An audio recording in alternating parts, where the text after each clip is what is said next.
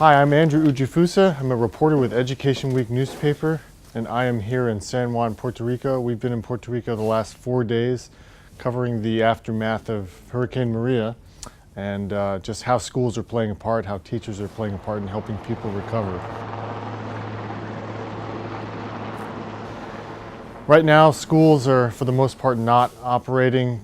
Just a few dozen schools are online, and even those schools that are operating, they're more opening their doors to provide emotional support for kids than anything else, basic reading activities. They want kids to talk about their emotional experiences having survived Hurricane Maria.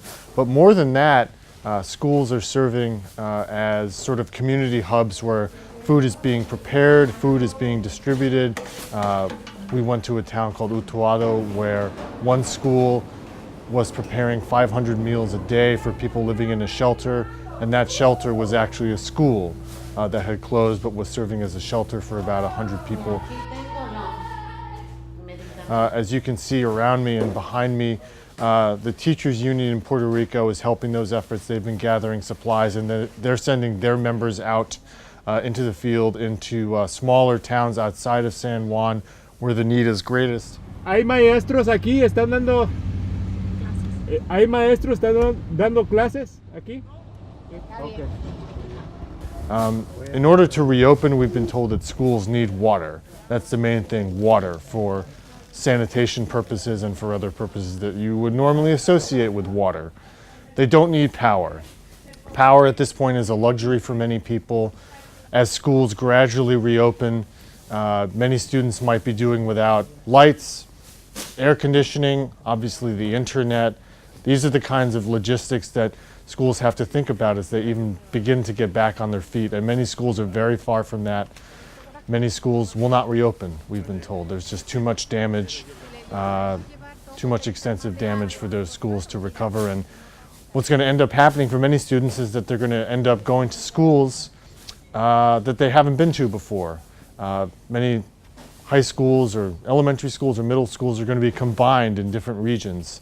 Many teachers are going to have to team up because some teachers might not be coming back. They might be leaving Puerto Rico for the United States mainland. So schools, even when they do reopen their doors for some kind of academic activity,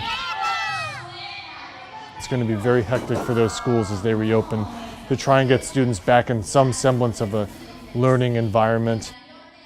The Secretary of Education, Julia Kelleher, is talking with teachers and others about various ways to make up for the lost academic time, which is very difficult. Obviously, education and academics are not at the very top of the priority list right now, but they're thinking about things like, do we open schools on Saturdays, on Sundays, on holidays? Do we extend the school year into June, which normally doesn't happen in Puerto Rico? So these are the kinds of things that administrators and people at the top of the education department in Puerto Rico have to think about. These are very difficult decisions. And in the backdrop, you have things like the Teachers Union not being able to get in touch with teachers. The president of the Teachers Union here, Ida Diaz, just told us that she still hasn't been able to get in touch with most of her teachers. And the Education Secretary is still gathering data about schools, the condition of schools, particularly those in remote villages. So there are all these things going on where schools are trying to play a part in helping people survive, even as officials think about how schools might reopen and what it will take to do that.